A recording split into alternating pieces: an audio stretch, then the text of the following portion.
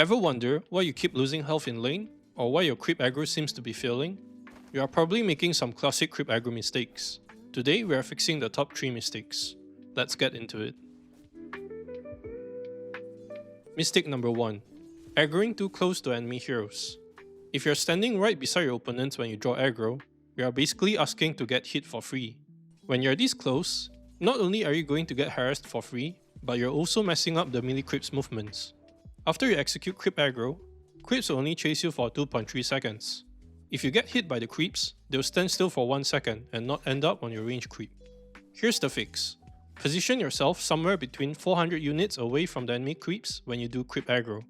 After you click an enemy hero, quickly turn back and run towards your range creep. Not only does this give you a safer distance to draw aggro without getting punished, it also gives you that clean pull you want towards your range creep. Or as I like to call it, smooth creep aggro action. Mistake number 2. Clicking enemy outside of aggro range. Have you ever found yourself walking back and forth repeatedly without creeps coming after you? Well, you have most likely clicked the enemies while being outside of the aggro range of 500 units. When you do that, aggro goes on cooldown, and your next aggro attempt just won't work for 3 seconds.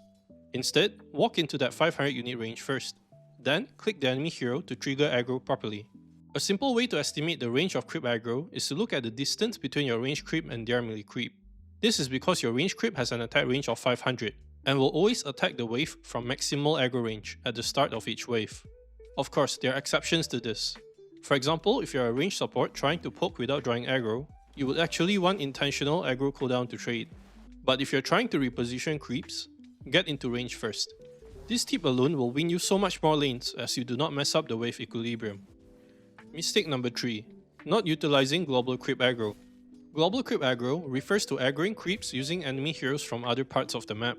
If you're not using this mechanic enough in your lane, you will most likely push out the lane and give your opponents free range creeps. This is one of the most overlooked fundamentals in the laning phase that even decent players forget about or don't use consistently.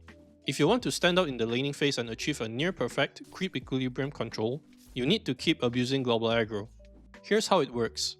Whenever you right click any enemy hero showing on the map while you are within 500 unit range to a creep, enemy creeps will aggro to you. This can also be done by using the attack command plus your left click on the enemy hero's portrait. It works even if you do not literally throw out an attack on enemy heroes. There are many uses to this mechanic. The top 2 situations to use global aggro is to deny your range creep when your opponent is far from your wave, or to reposition your creeps closer to your side when your lane opponents are far away. Fix these mistakes and your lane control will become way cleaner and more dominant. If this helped you, drop a like and subscribe for more guides and tips. I also provide coaching to players looking to improve in Dota 2.